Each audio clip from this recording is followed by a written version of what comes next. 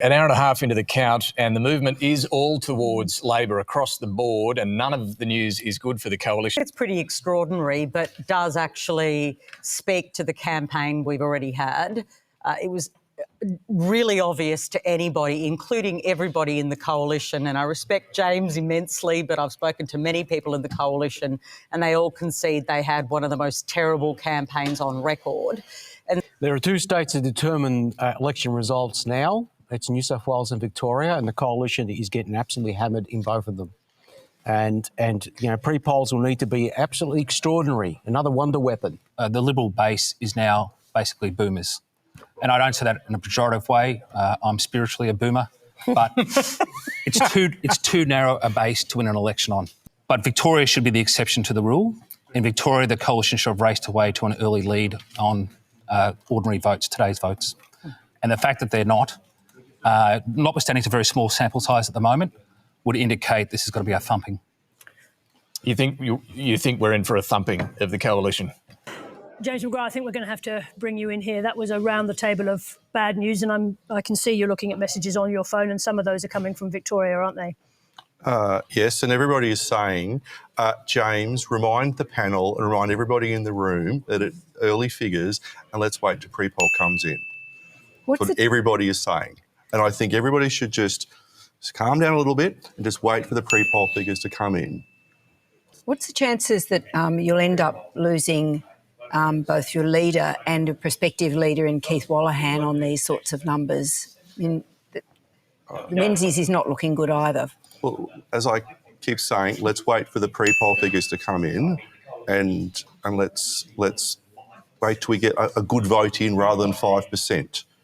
I think everybody should just, whether at home, around this table, over there, just wait for those figures. Can I ask then, can you just explain why you think the pre-poll record number is going to be substantially different to the people voting on the day, just so people can get an understanding of why you think there's a great difference? My experience from And do you anticipate that will include Peter Dutton's own seat? We're comfortable about Dixon. We're comfortable about Menzies. We're comfortable about a number of seats. Let's just wait for those figures to come in. Jim, you were going to say something? We'll moderate. But Jim Chalmers, do you really think it's possible the coalition could find a goat tractor victory tonight? I think it is looking increasingly difficult for them. We all await Anthony's call, and I note the two gentlemen know a lot about pre-polling, but you know, none of, as you have said, like there is nothing to suggest that the swing is on to the coalition in any sort of way. And pre-poll might be a little different, but is it going to be that different? I guess is what. But I couldn't really see it obviating what we're seeing early on now. Anyway, I'm happy to be corrected. But remember, more people have voted in pre-poll too. I think You made a decision on defence that it wasn't going to be a vote winner, so just park it up. I don't think that's the issue. Then why have it so late? I think with Peter Dutton being a former Defence Minister and Andrew Hastie being a former officer in the SAS, you've got two people who understand the importance of the defence. So why not put that earlier in the campaign? And we've consistently talked about defence issues throughout this term of Parliament. Nice try, James, but the policy itself, with its thin announcement, couple of pages and a little bit of costings, that's because a lot of our policies were already out. Came out there. very late. And a lot in of the people day. understand that when it comes to the issue of defence, they will. James, you've been very resistant to this through the evening, but that's Jackie Lambie adding to the voices saying a lacklustre campaign. Are you not seeing what other people are saying? No, what I'm saying is, can we wait until we get some more voting figures in? Now, this is a reflection on the campaign. But that's yes, exactly. Jackie. So what would be your word, single word, to describe Peter Dutton's campaign? Solid. Solid. Okay. All right. That's where we're up to. Okay. Well, in relation to Ryan, we expect to come first on primaries. Okay. So we think the magical word for those who are playing pre-poll bingo at home in terms of having a sip each time, they're under the table now. Pre-poll figures will put the LNP first. I'm glad we're not playing that game right now on this table. What do you make as a campaigner, James McGrath, of the Greens and the campaign they've run this time?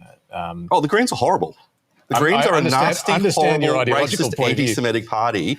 And when you deal with them on pre-poll, they are just horrible people.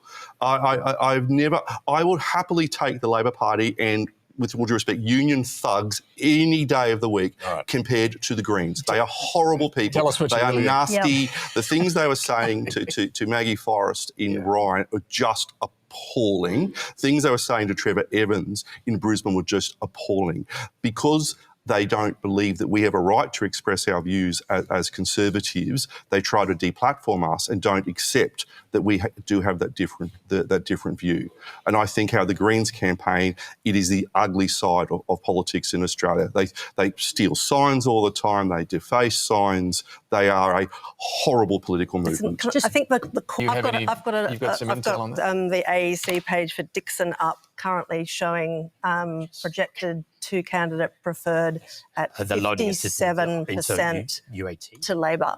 57%. Based on how many voted? It doesn't say, but it's looking at this stage a 9.57% swing in that seat, which makes us Canada if that's what's happening. Sorry, Laura, did you say there was 43%? 43% of the vote counted in Dixon.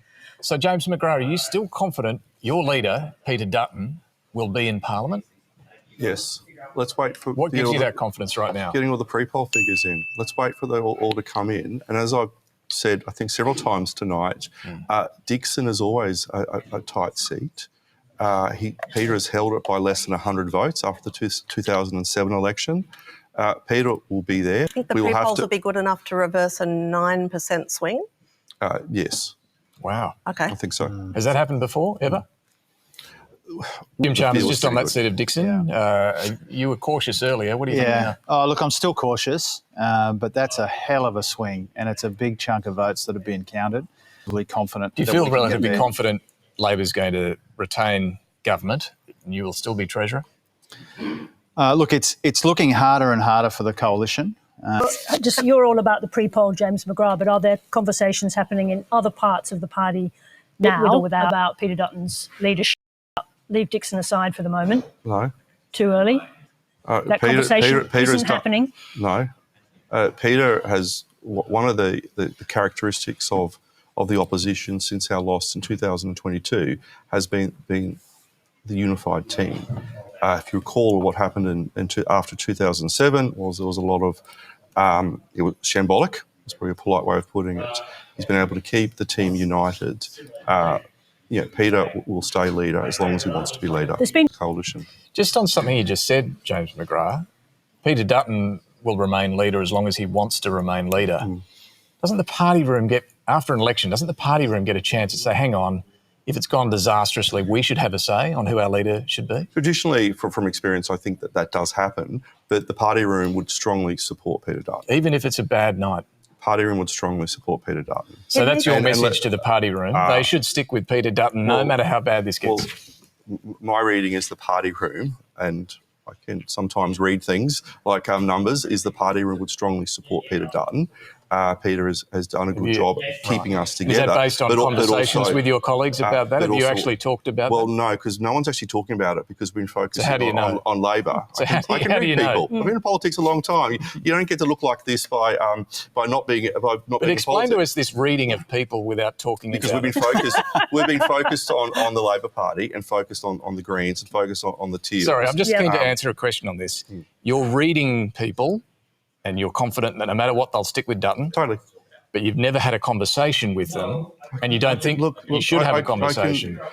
There's no need to have conversations because the party room for 3 years has been so strongly behind Peter and will continue to be behind Peter. He's kept us together. And having these types of conversations, I don't think is helpful while the votes are still coming in. Sorry, Jim Chalmers, hold that. Anthony Green's got something important for us. I'm not sure it's important. I can't see how the coalition wins from here. That sounds important. Oh, that does sound important. Is bad for them. Don't let me interrupt you, Anthony.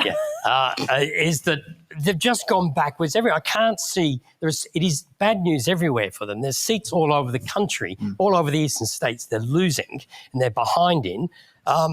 No, they need to get 19 seats for majority government. They need to gain 10 seats for Labor. They're currently in the process of losing 12 to 15. Yep. The trend is all the wrong way. And I am a bit limited in the amount of data I can see at the moment, but it is impossible to see how this turns around. This isn't necessary. I mean, at the moment, it's a bit hard to work this out. Let's just say that. I can't see how the coalition wins from here. Now, does that mean the Albanese government is won? Well, yes, it's a binary contest. Have they got majority or minority? On these figures, they are going to have a substantially increased majority. So you are categorically ruling out anything other than a minority or majority government for Anthony Albanese tonight? Probably. I mean, I'm a bit hindered. Look, I can't see how the coalition gets into government from the numbers we're seeing at the moment. Therefore, the coalition can't form government. Therefore, Labor will form government in the next parliament. So you're helping me form my words by asking great questions. You heard what James McGrath said. Yeah, he thinks the pre-poll is going to perform a miracle. Just to be clear, you're saying Labor has won? Either in a minority or a majority government. For pre-poll to turn around from here, they'd have to have a lot of loaves and fishes, I think.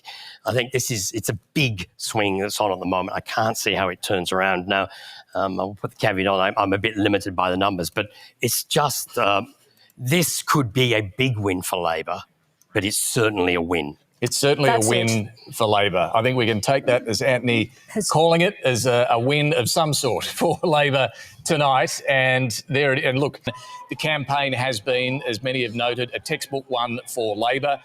It is pretty clear now that they have won the campaign and they have won this election. We don't yet know whether this will be a minority or a majority government. All the numbers so far are in Labor's favour. This will begin a lot of soul searching for the coalition. James McGrath, I assume you're still going to stick to the line of waiting for the pre-poll numbers? A number of seats, we won't know the results tonight or next week, or we'll have to wait till week 2 to power. Well, indeed, whether you're going to have Peter Dutton in the mix, I've just heard a senior Labor source tell me that their reports are from Dixon. The pre-poll vote in Dixon are moving to leaning Labor. That's the pre-poll. So Peter Dutton on the day votes have broken Labor's way, and now the pre-poll votes, I'm told, are also leaning Labor. So Peter Dutton's future in the Parliament is right now in real trouble. So let me remind everybody that in the Canadian election that we just saw, yes, you saw a Conservative leader riding high in the polls, struck amidships by Donald Trump, and an amazing turnaround that involved the leader, Pierre Poilievre, losing his seat. Yeah. And a few days later, here we are with a similar result. It looks like, Laura, let me... Obviously, Peter Dutton did not have a good campaign, but the main alternative, Angus Taylor, arguably had a campaign which was at least as bad, if not worse. I just want to bring James McGrath in there. It's a big call to say that Angus Taylor has to carry a large part of this loss, isn't it? I think we're all getting ahead of ourselves. Looking at the figures in relation to Petrie and a number of the seats in Queensland. The pre-poll figures are still coming in.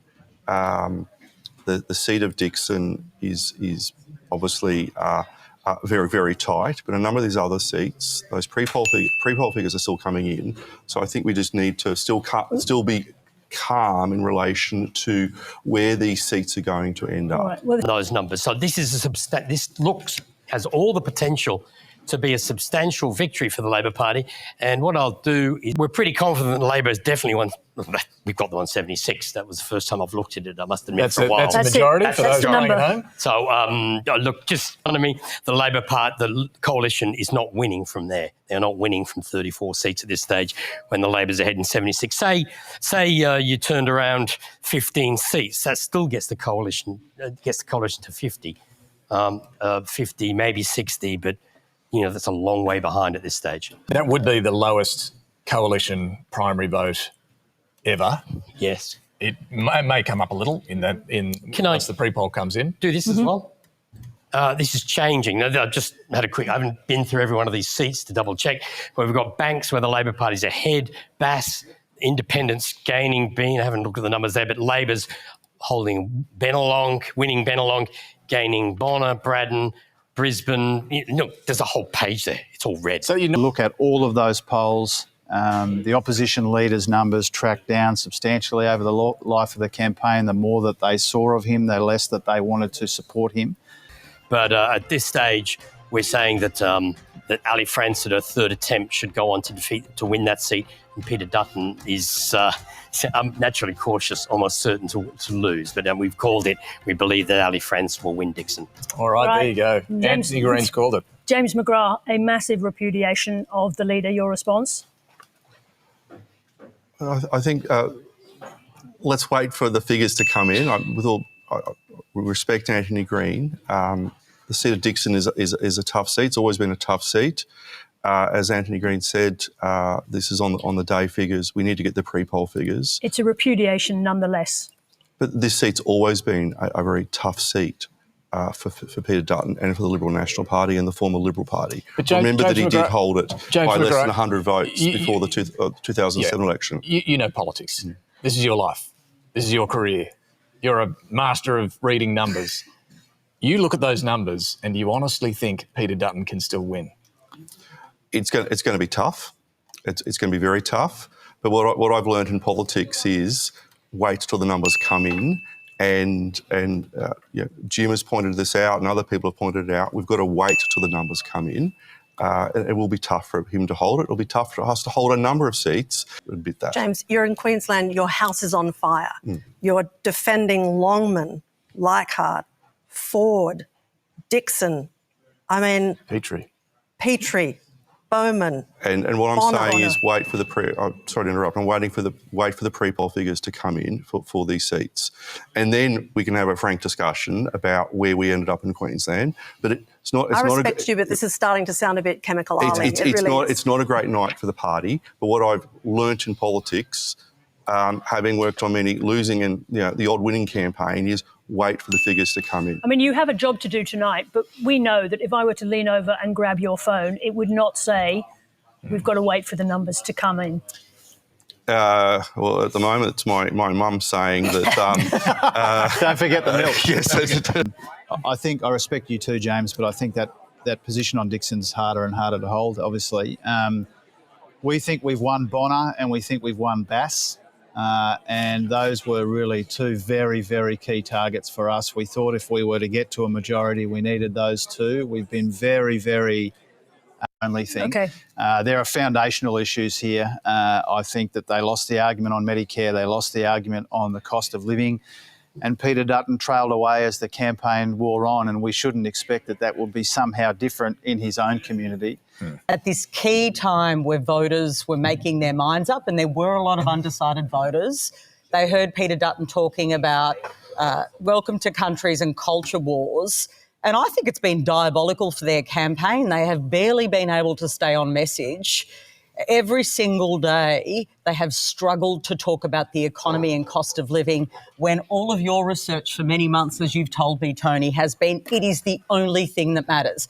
We had the coalition going to the election telling us they were going to increase taxes, which has been their historical strength. It has confounded me that they would do that. Right now, I can't see whether the coalition's won a seat from Labor. Anywhere. James McGrath? Solomon? I'll check on that. And we'll get some latest from Anthony shortly on that as well. But is there any seat you've won? I don't think so. And at the risk of turning everyone at home into alcoholics, let's wait for the pre-poll figures to come in for some of the seats. But way. Now, let me just take you back to the start of the night. I told you the coalition had 57 seats. They needed to gain 19. But look at the shape of this board, how the colours on this side have diminished and the colours on this side have gained. Let's just go through them. How Labor has shut the door to the coalition being able to claim victory here. This is the column of Labor marginals. They have held to every single one of these we are projecting. 9%. That is how far Labor has reached into the coalition side of the board.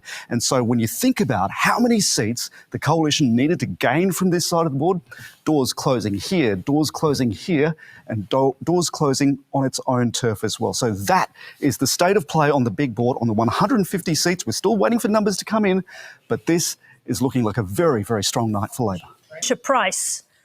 Jacinta, Peter Dutton tonight has lost his seat. With your embrace of Donald Trump, Make Australia Great Again, are you part of the reason for that loss? Oh, that's a big call, don't you think? I mean, you sling enough mud in an election, it sticks. But Jacinta, let's just talk about this. Let's just talk about this seriously. At a time when Donald Trump was sending shockwaves around the world, it seriously. It's not a smear campaign. I just want you to address it seriously, Jacinta. At the time that Donald Trump was sending shockwaves around the world, disturbing. So if you don't think that I'm addressing this seriously, I am addressing this deadly seriously, in that if you sling enough mud, it will stick. And absolutely, Labor, certainly the media, slung enough mud in terms of this particular issue. You made it all about Donald Trump. We really couldn't care less about the way Donald Trump is governing for America. We were concerned with the way Australia's being governed under an Albanese government. But Jacinta Price, the situation's not going to get any better going forward. It's not going to get any better. Let's just talk about this sensibly, Jacinta. We saw you wearing a Make Australia Great Again hat at a time when Donald Trump was poison to the world. We saw you give a speech in which you used a Donald Trump value statement to make Australia great again. So can I come back to the question? Are you partly responsible for what the Liberal Party has suffered tonight and Peter Dutton's loss of his seat? Let me come back to the question. That's a whole lot of mud you just slung right there, can I just say, in terms of wanting this country to be great. Donald Trump doesn't own those 4 words, right? Because the media can go through your personal Facebook photos and find a picture that was taken in jest at Christmas time and then smear you with it. That is the problem.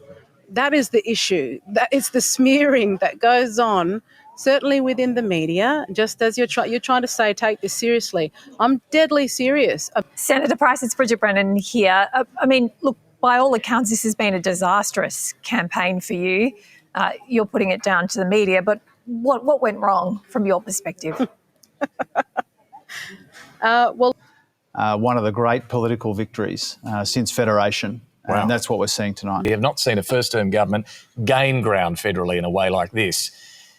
Perhaps you're right, since Federation. You know, so much of the progress that we made over the last couple of months was about the economy. And, you know, to be upfront with you, I couldn't believe my luck politically when they opposed the tax cuts and said that they would legislate higher income taxes on 14 million Australians, as PK pointed out a moment ago. That was one of the dumbest things that I've ever seen. And so Angus...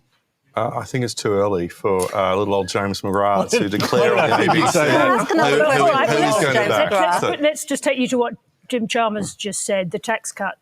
The dumbest thing, what did you say? One of the dumbest things I've seen, yeah. What did you say? I couldn't believe it when they did it. Get a read from your colleagues on the tax cut decision. I think my colleagues understood the basis for why that decision was made. Labor members are going to be... But just coming back to your ability to read your colleagues that you talked about earlier. And magic ability without speaking. No, to stick with Peter Dutton come what may. Did you get